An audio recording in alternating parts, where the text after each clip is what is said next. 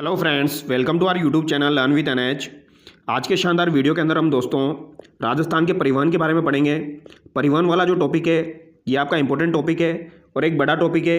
इसको हम एक ही वीडियो में कंप्लीट करेंगे। आज के वीडियो के अंदर हम राजस्थान का जो परिवहन है इसको कंप्लीट कर लेंगे। दोस्तों जो भी विद्यार्थी राजस्थान के अंदर आरएस एग्ज़ाम, पटवार exam, video exam, rate exam, second grade exam, first grade exam और साथ ही साथ ईओआरओ एग्ज़ाम या पशु परिचर एग्ज़ाम की तैयारी कर रहे हैं दोस्तों, तो हमारे चैनल से जुड़ जाइए। यहाँ पर आपको काफ़ी शानदार कंटेंट प्रोवाइड किया जाता है और उसके साथ साथ दोस्तों आप टेलीग्राम चैनल को भी ज्वाइन कर सकते हैं। टेलीग्राम चैनल पर भी रेगुलर बेसिस पर ऑब्जेक्टिव सवाल अपलोड किए जाते हैं, तो उसका भी फ़ायदा आप उठा सकते हैं। तो चलिए दोस्तों बिना देरी के शुरू करते हैं। राजस्थान का जो परिवहन है दोस्तों, इसके बारे में सबसे पहली बात तो आपको ये ध्यान रखनी है, परिवहन होता क्या है। तो परिवहन का अर्थ होता है किसी भी वस्तु को एक जगह से दूसरी जगह लाना तथा ले जाना क्या कहलाता है, परिवहन कहलाता है। तो किसी भी वस्तु को एक जगह से दूसरी जगह लाना और ले जाना आपका क्या कहलाता है, परिवहन कहलाता है। ये आपको ध्यान रखना है। परिवहन को 3 भागों में विभाजित किया गया है, जिसमें आपका एक तो आ जाएगा स्थल परिवहन, वायु परिवहन और एक आपका जल परिवहन। स्थल परिवहन के अंतर्गत आपका रेल परिवहन भी आता है और सड़क परिवहन भी आता है। ये आपको ध्यान रखना है। तो इन 3 भागों के बारे में आज हम पढ़ने वाले हैं दोस्तों, ठीक है। ये इंपॉर्टेंट है, काफ़ी बार एग्जाम में पूछे जाते हैं। तो सबसे पहले हम रेल परिवहन के बारे में पढ़ेंगे दोस्तों, ठीक है। अब रेल परिवहन जो है इसकी शुरुआत भारत के अंतर्गत कब हुई थी? तो भारत के अंदर दोस्तों रेल परिवहन की शुरुआत कब की गई थी? तो ये 1853 में की गई थी। ये आपको ध्यान रखना है। अगर भारत के रेस्पेक्ट में आपसे पूछा जाए रेल परिवहन की शुरुआत कब हुई थी, तो 1853 में हुई थी। लेकिन अगर आपसे पूछा जाए राजस्थान में प्रथम रेल की शुरुआत कब हुई थी, तो ये 1874 में हुई थी। ये आपको ध्यान रखना है, ये इंपॉर्टेंट है, ठीक है। तो राजस्थान में प्रथम रेल की शुरुआत 1874 में हुई थी, जयपुर रियासत के अंदर हुई थी। और यहाँ पर प्रथम ट्रेन जो आपकी चलाई गई थी, ये आगरा फोर्ट यूपी से लेकर बांदीकुई दौसा के मध्य चलाई गई थी। ये आपको ध्यान रखना है, ठीक है। भारत के रेस्पेक्ट में अगर आपसे पूछा जाए रेल की शुरुआत कब हुई थी, तो 1853 में हुई थी और राजस्थान के अंदर 1874 में हुई, जयपुर रियासत में चलाई गई थी। आगरा फोर्ट यूपी से लेकर बांदीकुई दौसा के मध्य आपकी प्रथम रेल चलाई गई थी। ये आपको ध्यान रखना है। और अगर आपसे पूछा जाए राजस्थान में प्रथम रेल बस की शुरुआत कब हुई थी, तो राजस्थान के अंदर प्रथम रेल बस की शुरुआत आपकी 1994 में हुई थी। कब हुई थी दोस्तों? 1994 में हुई थी। ये आपको ध्यान रखना है। 1994 में हुई थी। यहाँ पर रेल बस की बात की जा रही है, ठीक है। और ये मेड़ता रोड से मेड़ता सिटी नागौर के मध्य चलाई गई थी। ये आपको ध्यान रखना है। तो प्रथम रेल बस आपकी मेड़ता रोड से मेड़ता सिटी नागौर के मध्य चलाई गई थी। और कब चलाई गई थी? 1994। तो यहाँ पर 2 बातें आपको ध्यान रखनी है। एक तो मैंने आपको बताया 1874 और एक मैंने आपको बताया 1994। तो यहाँ तो आपकी हो जाएगी रेल सेवा की शुरुआत आपकी 1874 में हुई राजस्थान के अंदर, और आगरा फोर्ट यूपी से लेकर बांदीकुई दौसा के मध्य ट्रेन आपकी चलाई गई थी। जबकि प्रथम रेल बस की शुरुआत राजस्थान के अंदर 1994 में हुई और मेड़ता रोड से मेड़ता सिटी नागौर के मध्य आपकी प्रथम रेल बस चलाई गई थी। ये आपको ध्यान रखना है। यहाँ से एग्जाम में सवाल पूछा जाता है। आगे देखिए, अगर आपसे पूछा जाए उत्तर पश्चिमी रेलवे जोन का मुख्यालय कहाँ पर स्थित है, तो उत्तर पश्चिमी रेलवे जोन का मुख्यालय काफ़ी इंपॉर्टेंट है, काफ़ी बार एग्जाम में पूछा जा चुका है। ये आपका जयपुर में स्थित है। ये आपको ध्यान रखना है। तो उत्तर पश्चिमी रेलवे जोन का मुख्यालय आपका जयपुर में स्थित है, जिसकी स्थापना 2002 में की गई थी। वेरी वेरी इंपॉर्टेंट है। ये आपका एग्जाम में पूछा जाता है दोस्तों। उत्तर पश्चिमी रेलवे जोन का मुख्यालय आपका जयपुर में स्थित है और इसकी स्थापना 2002 में की गई थी। उत्तर पश्चिमी रेलवे जोन का जो मुख्यालय दोस्तों, इसके अंतर्गत आपके 4 मंडल कार्यरत हैं। कितने मंडल कार्यरत है? तो 4 मंडल आपके इसके अंतर्गत कार्यरत है, जिसमें एक तो आपका जयपुर आ जाएगा, एक आपका जोधपुर आ जाएगा, अजमेर है, बीकानेर है। ये आपको ध्यान रखना है। उत्तर पश्चिमी रेलवे जोन का मुख्यालय जो है वो जयपुर में हो जाएगा। 4 मंडल इसके अंतर्गत कार्यरत है, जयपुर, जोधपुर, अजमेर, बीकानेर। राजस्थान के अंदर दोस्तों टोटल 5 मंडल जो है वो कार्यरत है। ये आपको ध्यान रखना है। 5 रेलवे मंडल कार्यरत है, जिसमें से 4 आपके किसके अंतर्गत आते हैं? उत्तर पश्चिमी रेलवे जोन के अंतर्गत आते हैं। और एक आपका जो है दोस्तों कोटा रेलवे मंडल, ये आपका मध्य पश्चिमी जोन जबलपुर एमपी के तहत कार्यरत है। ये आपको ध्यान रखना है। इसको अलग से आपको ध्यान रखना है, इंपॉर्टेंट है। ये आपका पूछा जा सकता है। कोटा रेलवे मंडल मध्य पश्चिमी जोन जबलपुर एमपी के तहत कार्यरत है। ये आपको ध्यान रखना है। और अगर आपसे पूछा जाए टोटल राजस्थान के अंदर कितने रेलवे मंडल कार्यरत है, तो 5 रेलवे मंडल जो है ये आपके टोटल राजस्थान के अंतर्गत कार्यरत है। ये आपको ध्यान रखना है, ठीक है। बात समझ में आ गई? आगे बढ़ते हैं। रेलवे लाइन के जो प्रकार है वो भी आप देख लीजिए। रेलवे लाइन को 3 प्रकारों में विभाजित किया गया है। एक तो आपका ब्रॉड गेज होता है, एक आपका मीटर गेज होता है, एक आपका नैरो गेज होता है। तो इन तीनों को समझ लीजिए। ब्रॉड गेज जो होता है दोस्तों, इसमें पटरी के मध्य जो दूरी होती है वो 1.67 मीटर होती है और मीटर गेज में 1 मीटर होती है। पटरियों के मध्य दूरी, और नैरो गेज में सबसे कम होती है 75 सेंटीमीटर होती है पटरियों के मध्य दूरी। ये आपको ध्यान रखना है। राजस्थान के अंदर जो है नैरो गेज ये आपको धौलपुर में देखने को मिलता है दोस्तों। कहाँ पर देखने को मिलता है? धौलपुर में देखने को मिलता है। इसके बारे में अभी हम डिटेल में पढ़ेंगे दोस्तों, पहले इनको समझ लीजिए आप। ब्रॉड गेज 1.67 मीटर आपका हो जाएगा पटरियों के मध्य दूरी। मीटर गेज में 1 मीटर होता है दोस्तों, और नैरो गेज में 75 सेंटीमीटर होता है। तो ये आपको ध्यान रखना है।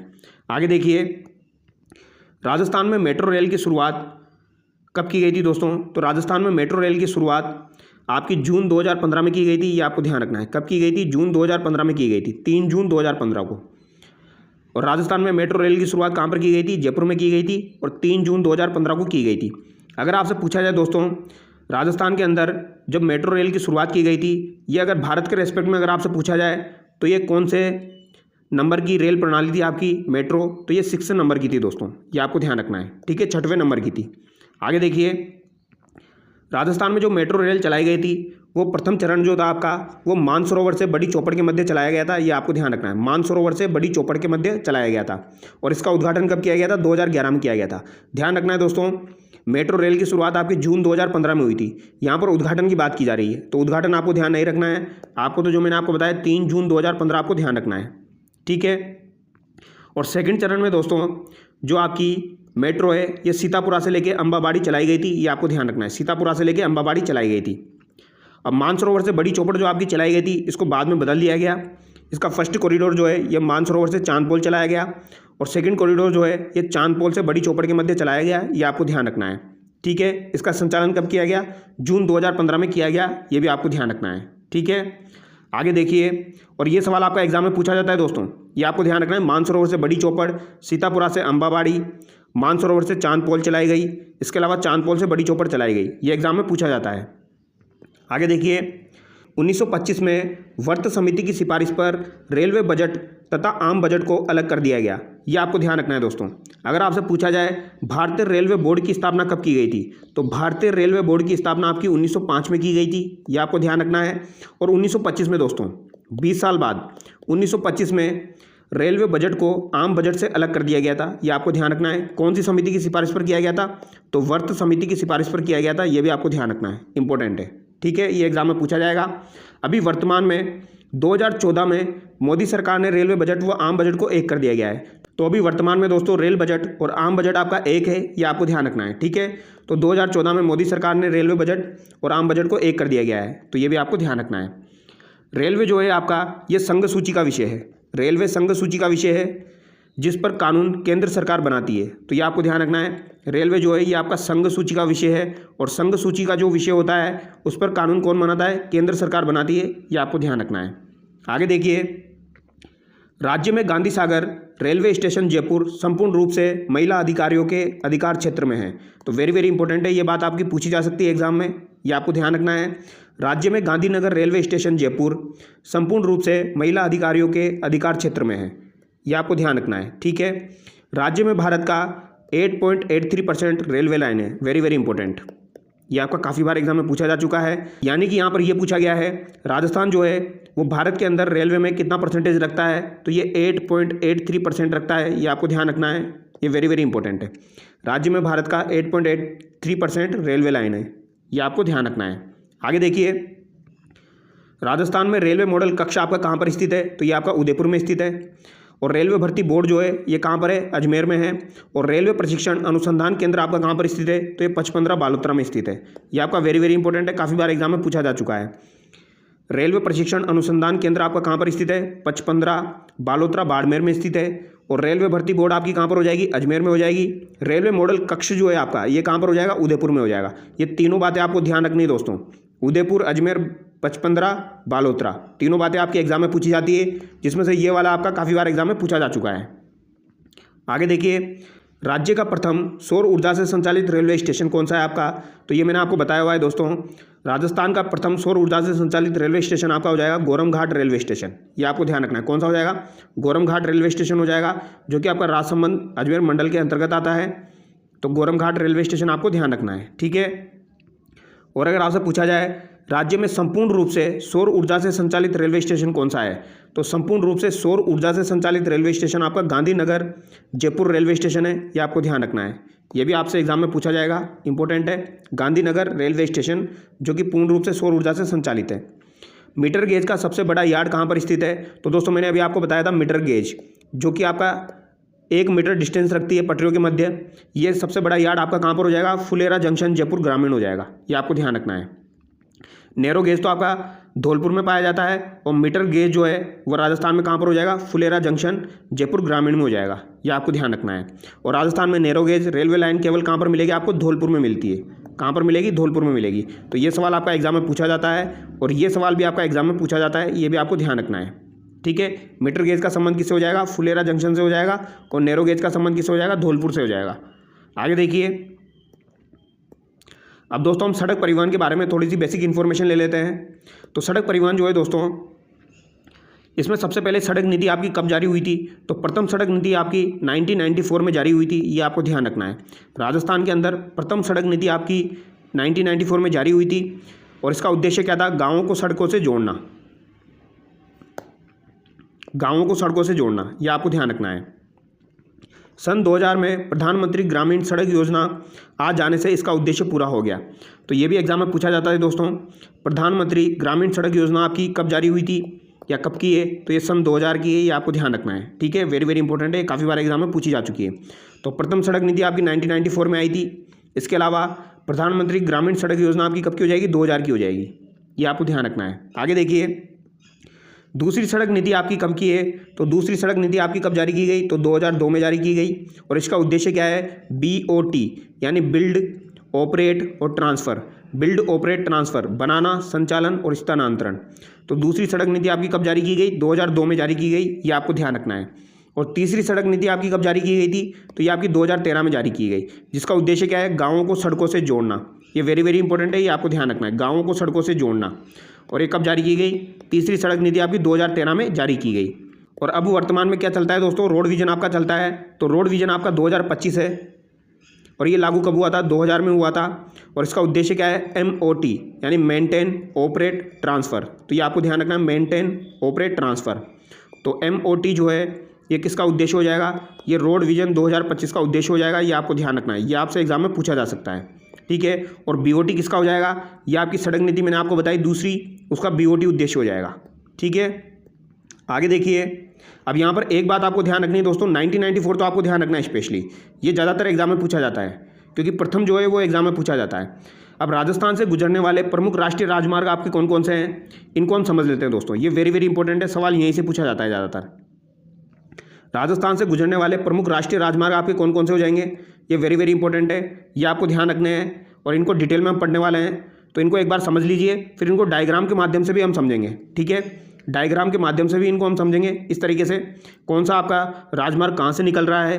जैसे कि NH-27 आपका कहाँ से निकल रहा है ये हम देखेंगे। जैसे कि ये सिरोही से निकल रहा है यहाँ से, तो सिरोही के बाद ये उदयपुर में आता है, फिर उदयपुर के बाद ये चित्तौड़ में आता है, फिर चित्तौड़ के बाद में ये कहाँ पर आता है? यहाँ पर आपका भीलवाड़ा आ जाता है।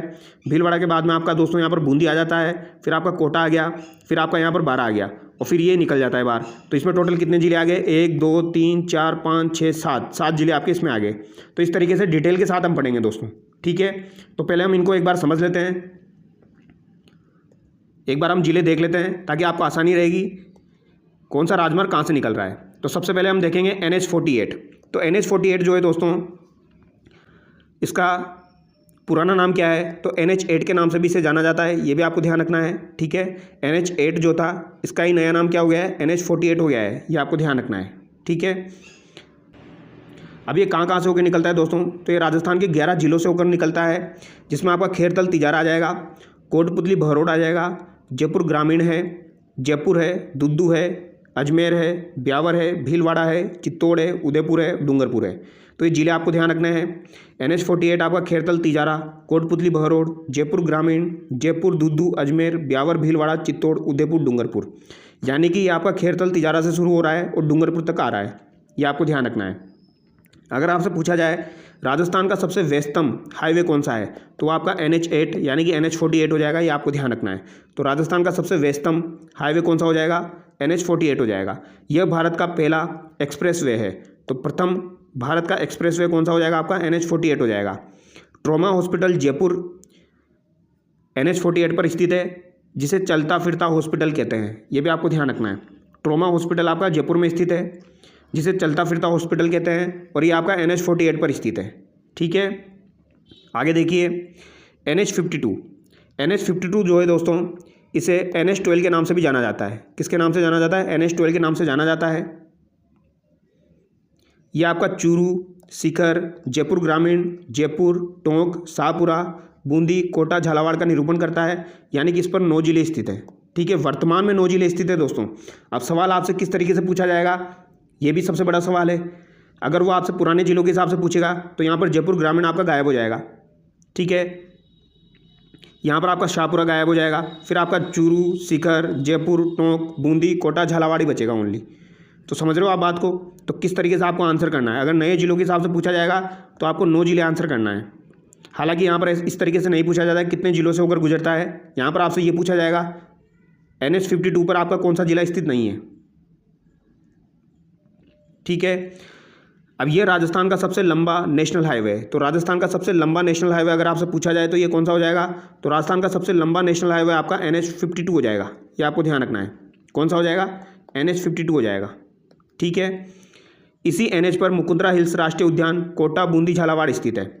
अब देखो, इसको मैं आपको एक बार समझा देता हूँ दोस्तों। NH-12 जो है उसे NH-52 के नाम से जाना जाता है वर्तमान में। अब एक बात आप समझ लीजिए दोस्तों, जैसे कि आपका जयपुर है, ये एकमात्र आपका ऐसा राष्ट्रीय राजमार्ग है जो कि 2 राज्यों की राजधानी को जोड़ता है। ये जयपुर से लेकर भोपाल तक जाता है दोस्तों। कहाँ तक जाता है, ये जयपुर से लेकर भोपाल तक जा रहा है ये। तो भोपाल किसकी राजधानी है, मध्य प्रदेश की राजधानी है, और जयपुर किसकी राजधानी है, राजस्थान की राजधानी है। तो NH-52 जो है ये आपका जयपुर से लेके भोपाल तक जा रहा है, यानी कि ये 2 राज्यों की राजधानी को जोड़ता है। ये भी आपको ध्यान रखना है, ये भी आपका एग्जाम में पूछा जा चुका है। 2 राज्यों की राजधानी को कौन सा राष्ट्रीय राजमार्ग जोड़ता है, तो ये NH-52 जोड़ता है। ये आपको ध्यान रखना है। ठीक है, और ऑब्वियसली ये आपका झालावाड़ से निकल रहा है, तो मुकुंदरा हिल्स राष्ट्रीय उद्यान आपका इस पर स्थित है। ठीक है, आगे देखिए NH-62 जो है दोस्तों, ये आपका 8 जिलों से होकर गुजरता है। श्रीगंगानगर, हनुमानगढ़, बीकानेर, नागौर, जोधपुर ग्रामीण, जोधपुर, पाली, सिरोही। इस पर कोलाय झील स्थित है। तो कोलाय झील जो है ये NH-62 पर स्थित है। इस NH पर DMIC के तहत रोहट क्षेत्र पाली को विकसित किया जा रहा है। तो ये भी आपको ध्यान रखना है, NH-62 पर रोहट क्षेत्र पाली को विकसित किया जा रहा है, और इसके साथ साथ कोलाय झील इस पर स्थित है, और ये 8 जिलों से होकर गुजरता है।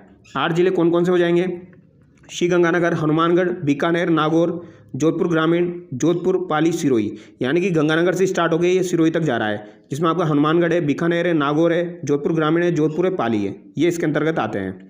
आगे देखिए दोस्तों NH-68 जो है ये आपका जैसलमेर, बाड़मेर और सांचौर से निकलता है। इस NH पर राष्ट्रीय मरु उद्यान स्थित है। तो NH-68 पर आपका राष्ट्रीय मरु उद्यान स्थित है, ये आपको ध्यान रखना है। और राष्ट्रीय मरु उद्यान इस पर स्थित है, तो जैसलमेर बाड़मेर से होकर गुजरेगा और सांचौर से होकर भी गुजरेगा, ये आपको ध्यान रखना है। अगला देखिए दोस्तों NH-11 जो है ये आपका नीम का थाना, झुंझुनू, चूरू, सीकर, बीकानेर, फलोदी, जैसलमेर से निकलता है। NH-11 जो है ये इंपॉर्टेंट है, ये आपको ध्यान रखना है, काफ़ी बार एग्जाम में पूछा जाता है। ये आपका नीम का थाना, झुंझुनू, चूरू, सीकर यानी शेखावटी क्षेत्र, इसके अलावा बीकानेर, फलोदी और जैसलमेर से निकलता है। और ये राजस्थान का दूसरा सबसे लंबा नेशनल हाईवे है, और कुल लंबाई इसकी 763 किलोमीटर है। ये भी आपको ध्यान रखना है। ठीक है, अगला देखिए दोस्तों NH-21 जो है ये आपका जयपुर ग्रामीण, दौसा और भरतपुर में है। ये भी आपका वेरी वेरी इंपॉर्टेंट है, क्योंकि NH-21 जो है दोस्तों ये आपका जयपुर तक ही सीमित है। जयपुर ग्रामीण, दौसा और भरतपुर, ये 4 जिलों तक सीमित है, जो कि जयपुर के आसपास के हैं। जयपुर ग्रामीण, दौसा और भरतपुर। इस पर घाट की घूनी सुरंग जयपुर तथा केवलादेव राष्ट्रीय उद्यान भरतपुर स्थित है। तो केवलादेव राष्ट्रीय उद्यान आपका NH-21 पर स्थित है, जबकि NH-68 पर आपका कौन सा स्थित था दोस्तों, राष्ट्रीय मरु उद्यान स्थित था। ये आपको ध्यान रखना है। ठीक है, और घाट की घूनी सुरंग जयपुर भी इस पर स्थित है। अगला देखिए दोस्तों आप NH-27 जो है दोस्तों इसको NH-76 के नाम से भी जाना जाता है। ठीक है, इसका पुराना नाम क्या है, NH-76 है, वर्तमान में से NH-27 के नाम से जाना जाता है। यह आपका सिरोही, उदयपुर, चित्तौड़गढ़, भीलवाड़ा, बूंदी, कोटा, बारा से होकर निकलता है, और ये सबसे ज़्यादा इंपॉर्टेंट है दोस्तों, काफ़ी बार एग्जाम में पूछा जा चुका है।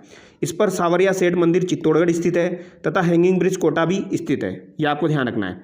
तो इस पर दोस्तों सावरिया सेठ मंदिर चित्तौड़गढ़ स्थित है तथा हैंगिंग ब्रिज कोटा भी स्थित है, ये आपको ध्यान रखना है, ठीक है। और NH-76 भी इसे ही कहा जाता है। इनको भी हम डिटेल में देख लेंगे एक बार डायग्राम के माध्यम से। NH-56 जो है ये आपका चित्तौड़गढ़, प्रतापगढ़, बांसवाड़ा से निकलता है। और NH-44 जो है दोस्तों ये आपका धौलपुर में से निकलता है ओनली, ये आपको ध्यान रखना है। NH-44 जो है ये आपका ओनली धौलपुर से निकलता है। कहाँ से निकलता है? ओनली आपका धौलपुर से निकलता है। और ये वेरी वेरी इंपॉर्टेंट है दोस्तों। इसे दोस्तों NH-3 के नाम से भी जाना जाता है। NH-3 के नाम से किसे जाना जाता है? NH-44 को जाना जाता है, ये आपको ध्यान रखना है। ऑप्शन में आपको NH-3 भी दिया जा सकता है। आगे देखिए NH-148 ये आपका डीग, अलवर, दौसा, सवाई माधोपुर, बूंदी, कोटा, झालावाड़ से गुजरता है। तो NH-148 जो है दोस्तों ये आपका बूंदी, कोटा, झालावाड़ और इसके साथ साथ सवाई माधोपुर, दौसा, अलवर और डीग से गुजरता है। तो ये भी आपको ध्यान रखना है। NH-148 जो है ये डीग, अलवर, दौसा, सवाई माधोपुर, बूंदी, कोटा, झालावाड़ से गुजरता है। आगे देखिए NH-754 ये आपका हनुमानगढ़, श्री गंगानगर, बीकानेर, फलोदी, जोधपुर ग्रामीण, बालोतरा, जालोर और सांचौर से गुजरता है, ये आपको ध्यान रखना है, ठीक है। और एक आपको ध्यान रखना है दोस्तों NH-71B, ये आपको ध्यान रखना है, ये भी वेरी वेरी इंपॉर्टेंट है क्योंकि ये भी सबसे छोटा है दोस्तों। इसका नया नाम क्या है? NH-919 है। NH-919 के नाम से भी इसे जाना जाता है। NH-71B ये आपको ध्यान रखना है। यह अलवर से सोहाना हरियाणा तक है जो 5 किलोमीटर है। तो ये आपका अलवर में है दोस्तों और इसके साथ साथ सोहाना हरियाणा ये आपको ध्यान रखना है, ठीक है। और ये राजस्थान का सबसे छोटा नेशनल हाईवे है, ये आपको ध्यान रखना है। तो इसी वजह से ये इंपॉर्टेंट है क्योंकि ये राजस्थान का सबसे छोटा नेशनल हाईवे है, ठीक है। और सबसे बड़ा मैंने आपको बताया, सबसे बड़ा आपका कौन सा था दोस्तों? सबसे बड़ा जो आपका था वह भी वर्तमान में NH-12 यानी कि NH-52 है, ये आपको ध्यान रखना है। अब यहाँ पर डायग्राम के माध्यम से इनको थोड़ा सा समझ लेते हैं दोस्तों ताकि आपका क्लियर हो जाएगा कौन सा राष्ट्रीय राजमार्ग आपका कहाँ से गुजर रहा है। तो सबसे पहले तो NH-27 मैंने आपको बताया दोस्तों, NH-27 इंपॉर्टेंट है। NH-27 जो है दोस्तों आपका ये पश्चिम कॉरिडोर को पूर्वी कॉरिडोर से जोड़ता है, ये आपको ध्यान रखना है। और इसका पुराना नाम क्या है? NH-76 है। ये आपका सिरोही से निकलता है दोस्तों और ये आपका यहाँ पर 12 तक जाता है, ठीक है। यहाँ पर आपका उदयपुर है, यहाँ पर आपका चित्तौड़ आ जाता है दोस्तों और यहाँ पर आपका भीलवाड़ा आ जाएगा, यहाँ पर आपका बूंदी आ जाता है। इसके अलावा ये आपका कोटा है और ये आपका बारा है। ये आपका झालावाड़ जिले से होकर नहीं गुजरता है, ये आपको ध्यान रखना है। झालावाड़ जिले से होकर नहीं गुजरता है आपका NH-27, ठीक है। अभी हमने देखा था दोस्तों NH-148, तो NH-148 आपका झालावाड़ कोटा से निकलता है। इसके साथ साथ ये आपका बूंदी से निकलता है दोस्तों और ये आपका डीग, अलवर, सवाई माधोपुर इन जिलों से होकर गुजरता है, ये आपको ध्यान रखना है, ठीक है। NH-44 आपका ओनली धौलपुर से निकलता है। और NH-21 जो है दोस्तों ये आप देख सकते हैं, ये आपका NH-21 है। NH-21 भी आपको ध्यान रखना है दोस्तों, ये जयपुर के आसपास वाले क्षेत्रों में ही विस्तृत है जो कि इंपॉर्टेंट है। ये आपका जयपुर ग्रामीण, दौसा और भरतपुर में विस्तृत है। और ये आपका NH-11 है दोस्तों, ये NH-11 यहाँ से निकल रहा है आपका, ठीक है। ये NH-11 भी आपको ध्यान रखना है। और ये आपका NH-56 है दोस्तों, ये भी आपको ध्यान रखना है। ये आपका बांसवाड़ा, प्रतापगढ़ और चित्तौड़गढ़ से निकलता है। NH-56 आपका बांसवाड़ा, प्रतापगढ़, चित्तौड़गढ़ से निकलता है। और NH-754 जो है दोस्तों ये आपका गंगानगर, हनुमानगढ़ से निकलता है। तो ये आपका यहाँ से निकलते हुए दोस्तों ये आपका जालोर, सांचौर तक जाता है, तो ये आपको ध्यान रखना है, ठीक है। तो ये PDF आपको मैं प्रोवाइड करवा दूंगा, तो इस PDF को आप एक बार दोबारा देख लेना ताकि आपका रिवीजन हो जाएगा। और हैंगिंग ब्रिज आपका दोस्तों कौन से राष्ट्रीय राजमार्ग पर स्थित है? तो ये NH-27 पर स्थित है, ये भी आपको ध्यान रखना है, ठीक है। NH-76 पर आपका हैंगिंग ब्रिज स्थित है, चंबल नदी पर बना हुआ है। अब आगे देखिए दोस्तों,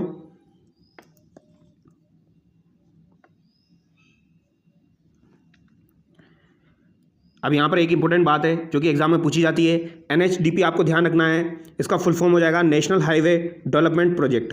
राष्ट्रीय राजमार्ग विकास परियोजना की शुरुआत कब हुई थी? तो राष्ट्रीय राजमार्ग विकास परियोजना की शुरुआत आपकी 1999 में हुई थी, ये इंपॉर्टेंट है, ये आपको ध्यान रखना है, ठीक है। राष्ट्रीय राजमार्ग विकास परियोजना की शुरुआत 1999 में हुई थी। इसके तहत निम्न परियोजनाएं कार्यरत है, जैसे कि स्वर्णिम चतुर्भुज परियोजना। इसका उद्देश्य 4 नगरों को जोड़ना है, जिसमें आपका दिल्ली, मुंबई, चेन्नई और कोलकाता आ जाएगा, ये आपको ध्यान रखना है। दिल्ली, मुंबई, चेन्नई, कोलकाता को जोड़ने का उद्देश्य किसका है? स्वर्णिम चतुर्भुज परियोजना का है। इस परियोजना के मार्ग में NH-48 आता है। NH-48 यानी कि NH-8 इसके अंतर्गत आता है, ये आपको ध्यान रखना है, आगे देखिए पूर्व पश्चिम गलियारा, तो ये पूर्व पश्चिम गलियारा वही है दोस्तों NH27 वाला, ये आपको ध्यान रखना है। पूर्व पश्चिम कॉरिडोर इसे कहा जाता है। उद्देश्य इसका सिलचर आसाम को पोरबंदर गुजरात से जोड़ना है। ये वेरी वेरी इंपॉर्टेंट है, ये आपका भी शायद LDC के एग्जाम में पूछा गया था दोस्तों। सिलचर आसाम को पोरबंदर गुजरात से जोड़ने का जो उद्देश्य है वो किसका हो जाएगा, पूर्व पश्चिम गलियारे का हो जाएगा, और ये NH27 में आता है, ये आपको ध्यान रखना है, ठीक है। आगे देखिए उत्तर दक्षिण गलियारा, तो उत्तर दक्षिण गलियारा जो है दोस्तों ये श्रीनगर जम्मू कश्मीर को कन्याकुमारी से जोड़ना है, और इस मार्ग पर आपका कौन सा आता है, NH44 आता है, और NH44 पर राजस्थान में कौन सा स्थित है, धौलपुर जिला स्थित है, ये आपको ध्यान रखना है। आगे देखिए भारतमाला व्यावसायिक परियोजना, तो भारतमाला व्यावसायिक परियोजना जो है दोस्तों ये भी आपकी इंपॉर्टेंट है, ये आपको ध्यान रखना है। इसके अंतर्गत दिल्ली वडोदरा गलियारा NH148N विकसित किया जा रहा है। इसके अलावा सोगरिया साचौर सतलपुर गलियारा NH754 विकसित किया जा रहा है, ये आपको ध्यान रखना है। आगे देखिए अन्य महत्वपूर्ण तथ्य जो कि आपके एग्जाम में पूछे जाएंगे, एग्जाम की दृष्टि से काफ़ी ज़्यादा इंपॉर्टेंट है। 21 मार्च 2022 के अनुसार राजस्थान का सड़क घनत्व कितना है, 81.47 किलोमीटर है, ये आपको ध्यान रखना है दोस्तों। अब आप इसको ध्यान नहीं रखोगे तो भी चलेगा, आपको अब दोस्तों 2023-24 वाला ध्यान रखना है। अभी आर्थिक समीक्षा 2023-24 जारी की जा चुकी है, और उसके अनुसार जो अभी वर्तमान में आपका सड़क घनत्व है वो आपका 88.18 किलोमीटर है, ये आपको ध्यान रखना है, ठीक है। ये वेरी वेरी इंपॉर्टेंट है, ये आपसे पूछा जा सकता है। तो अभी ये पुराना हो चुका है दोस्तों, इसको आप याद रखिए 88.18 किलोमीटर, और अगर अपडेट हो गया होगा तो मैं आपको अपडेट करवा दूंगा, ठीक है। आगे देखिए राज्य में सर्वाधिक सड़कों की लंबाई कहाँ पर है, तो राज्य में सर्वाधिक सड़कों की लंबाई बाड़मेर में है, और उसके बाद जोधपुर में है, तो बाड़मेर आपको ध्यान रखना है। और कम सड़कों की लंबाई कहाँ पर है, तो सबसे कम सड़कों की लंबाई आपकी धौलपुर में है, और फिर आपकी सिरोही में है, ठीक है। तो बाड़मेर धौलपुर आपको ध्यान रखना है। आगे देखिए सर्वाधिक राष्ट्रीय राजमार्ग लंबाई आपकी कहाँ पर है, तो ये बाड़मेर में है और बीकानेर में है। और सबसे कम राष्ट्रीय राजमार्ग की लंबाई आपकी कौन सी जिले में हो जाएगी, ये करौली जिले में हो जाएगी, ये भी आपकी इंपॉर्टेंट है। बाड़मेर में दोस्तों आपकी सर्वाधिक राष्ट्रीय राजमार्ग लंबाई है, और करौली में आपकी सबसे कम राष्ट्रीय राजमार्ग लंबाई है, यानी कि नेशनल हाईवे आपका करौली से सबसे कम होकर निकलता है, ये आपको ध्यान रखना है। और सबसे ज़्यादा नेशनल हाईवे कहाँ से होकर निकलते हैं, तो ये बाड़मेर से लंबाई के मामले में। आगे देखिए सर्वाधिक सड़कों से जुड़ा गांव आपका कौन सा हो जाएगा, तो ये श्रीगंगानगर हो जाएगा। तो सर्वाधिक सड़कों से जुड़ा गांव आपका कौन सा है, श्रीगंगानगर है, ये आपको ध्यान रखना है। और सबसे कम सड़कों से जुड़ा गांव आपका कौन सा हो जाएगा, सिरोही हो जाएगा। तो सबसे ज़्यादा सड़कों से जुड़ा हुआ गांव आपका कौन सा है, श्रीगंगानगर है। सबसे कम सड़कों से जुड़ा हुआ गांव आपका सिरोही हो जाएगा। और राज्य में 88.39% गाँव सड़कों से जुड़े हुए हैं, यानी 88% गाँव जो है वो सड़कों से जुड़े हुए हैं। राजस्थान में सर्वप्रथम 1952 में टोंक से राजकीय बस की शुरुआत की गई थी। तो दोस्तों राजकीय बस की शुरुआत 1952 में कहाँ से की गई थी, ये आपकी टोंक से की गई थी, ये आपको ध्यान रखना है। कहाँ से की गई थी, टोंक से की गई थी, इंपॉर्टेंट है, ये आपका काफ़ी बार एग्जाम में पूछा जा चुका है, आपको याद होगा। टोंक से राजकीय बस की शुरुआत 1952 में की गई थी। राजस्थान राज्य पथ परिवहन निगम की स्थापना कब की गई, तो राजस्थान राज्य पथ परिवहन निगम की स्थापना दोस्तों 1 अक्टूबर 1964 को की गई थी, ये आपको ध्यान रखना है। कब की गई, 1 अक्टूबर 1964 को की गई, ये इंपॉर्टेंट है, ये आपका एग्जाम में काफ़ी बार पूछा जाता है। आगे देखिए दोस्तों रिडकोर के बारे में देख लेते हैं। रिडकोर की फुल फॉर्म क्या हो जाएगी, road infrastructure development company of Rajasthan. तो road infrastructure development company of Rajasthan इसकी फुल फॉर्म हो जाएगी। इसकी स्थापना अक्टूबर 2004 में हुई थी, तो ये आपको ध्यान रखना है। रिडकोर की स्थापना आपकी कब हुई दोस्तों, तो रिडकोर की स्थापना आपकी अक्टूबर 2004 में हुई थी। Road infrastructure development company of Rajasthan, ये आपको ध्यान रखना है। और मुख्यमंत्री ग्राम सड़क योजना की शुरुआत आपकी कब हुई, 2005 में हुई, ये काफ़ी बार एग्जाम में पूछी जा चुकी है, ये आपको ध्यान रखना है। मुख्यमंत्री ग्राम सड़क योजना की शुरुआत आपकी 2005 में हुई थी, ठीक है। और ग्रामीण बस सेवा योजना की शुरुआत आपकी कब हुई, तो ग्रामीण बस सेवा योजना की शुरुआत आपकी 2012 में हुई है। तो ग्रामीण बस, ठीक है, ये आपको ध्यान रखना है। ग्रामीण बस की शुरुआत आपकी कब हुई, ये आपकी 2012 में हुई थी, जबकि राजकीय बस सेवा की शुरुआत आपकी 1952 में टोंक से हुई थी, ठीक है। राजस्थान लोक परिवहन बस सेवा की शुरुआत कब हुई, तो राजस्थान लोक परिवहन बस सेवा की शुरुआत आपकी 2015 में हुई है। तो ये कुछ इंपॉर्टेंट तथ्य है, ये आपको ध्यान रखने हैं। मुख्यमंत्री ग्राम सड़क योजना 2005, ग्रामीण बस सेवा योजना 2012, रिडकोर आपकी 2004 की हो जाएगी। राजस्थान लोक परिवहन बस सेवा आपकी 2015 की हो जाएगी। आगे देखिए वायु परिवहन के बारे में हम देख लेते हैं दोस्तों, यहाँ से भी सवाल एग्जाम में पूछा जाता है, तो इसको भी एक बार समझ लेते हैं। वायु परिवहन जो है दोस्तों ये सबसे महंगा परिवहन है, ये आपको ध्यान रखना है, ठीक है। और ये भी आपका संघ सूची का विषय है, तो ये सबसे महंगा परिवहन है। सांगानेर एयरपोर्ट के बारे में देख लीजिए, यह राज्य का प्रथम अंतर्राष्ट्रीय एयरपोर्ट है। तो राजस्थान का प्रथम अंतर्राष्ट्रीय एयरपोर्ट आपका कौन सा हो जाएगा, तो ये आपका दोस्तों सांगानेर एयरपोर्ट हो जाएगा, जिसको दिसंबर 2005 में दर्जा दिया गया। तो इसको दिसंबर 2005 में दर्जा दिया गया था तथा फरवरी 2006 में अधिसूचना जारी की गई थी। तो दोस्तों दिसंबर 2005 में तो इसे दर्जा दिया गया, ये आपको ध्यान रखना है। और अधिसूचना कब जारी की गई थी? तो फरवरी 2006 में जारी की गई थी। और ये राज्य का प्रथम अंतर्राष्ट्रीय एयरपोर्ट है। और यहाँ से सन 2002 में संयुक्त अरब अमीरात के लिए अंतर्राष्ट्रीय उड़ान भरी गई थी। तो यूएई के लिए दोस्तों यहाँ से अंतर्राष्ट्रीय उड़ान भरी गई थी 2002 में, ये आपको ध्यान रखना है, ठीक है। और अगर आपसे पूछा जाए डबोक हवाई अड्डा कहाँ पर स्थित है, तो डबोक एयरपोर्ट, डबोक हवाई अड्डा आपका उदयपुर में स्थित है, ये आपको ध्यान रखना है, ठीक है। महाराणा प्रताप हवाई अड्डा भी आपका कहाँ पर है? उदयपुर में है। बीकानेर एयरपोर्ट कहाँ पर है? बीकानेर में हो जाएगा। जैसलमेर एयरपोर्ट आपका जैसलमेर में हो जाएगा। किशनगढ़ एयरपोर्ट आपका कहाँ पर है? तो ये आपका अजमेर में हो जाएगा दोस्तों। और रातानाडा हवाई अड्डा आपका कहाँ पर है? तो ये जोधपुर में हो जाएगा। तो ये आपको ध्यान रखना है, रातानाडा हवाई अड्डा आपका कहाँ पर हो जाएगा? ये आपका जोधपुर में हो जाएगा, ठीक है, ये आपको ध्यान रखना है। इसके अलावा अगर आपसे पूछा जाए नाल हवाई अड्डा कहाँ पर स्थित है, तो नाल हवाई अड्डा जो है ये आपका कहाँ पर हो जाएगा दोस्तों? नाल हवाई अड्डा जो है दोस्तों ये आपका बीकानेर में हो जाएगा। कहाँ पर हो जाएगा? बीकानेर में हो जाएगा। नाल हवाई अड्डा आपका बीकानेर में, रातानाडा आपका जोधपुर में, किशनगढ़ आपका अजमेर में हो जाएगा और डबोक हवाई अड्डा आपका उदयपुर में हो जाएगा। इन चार को लेकर ही एग्जाम में ज़्यादातर सवाल पूछे जाते हैं, आपको ध्यान रखना है। रातानाडा एयरपोर्ट जो है दोस्तों ये नागरिक तथा सैन्य दोनों के लिए उपयोगी है। तो ये नागरिकों के लिए भी है और सैन्य दोनों के लिए उपयोगी है। और राजस्थान के अंदर सैन्य एयरपोर्ट की श्रेणी में कौन कौन से आते हैं? तो एक तो आपका सूरतगढ़ श्रीगंगानगर आता है, नाल हवाई अड्डा बीकानेर आता है, फलोदी आता है और उत्तरलाई हवाई अड्डा जो है ये आपका कहाँ पर है? बाड़मेर में है।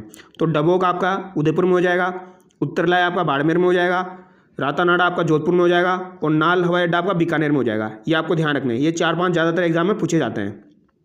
तो सूरतगढ़, नाल, फलोदी और उत्तरलाई जो है ये आपके सैन्य एयरपोर्ट की श्रेणी में आते हैं। आगे देखिए दोस्तों ग्रीनफील्ड एयरपोर्ट। तो ग्रीनफील्ड एयरपोर्ट की श्रेणी में एक तो आपका किशनगढ़ अजमेर आता है और निमराना कोटपुतली बहरोड़, इसके अलावा शिवदासपुरा जयपुर और जोधपुर एयरपोर्ट आपके ग्रीनफील्ड एयरपोर्ट की श्रेणी में आते हैं। राजस्थान में कुल हवाई पट्टियाँ कितनी है दोस्तों? तो राजस्थान में 23 कुल हवाई पट्टियाँ हैं, ये आपको ध्यान रखना है। कितनी है? 23 है। सार्वजनिक क्षेत्र की हवाई पट्टियाँ कितनी है? 19 है। और निजी क्षेत्र की हवाई पट्टियाँ कितनी है? 4 है।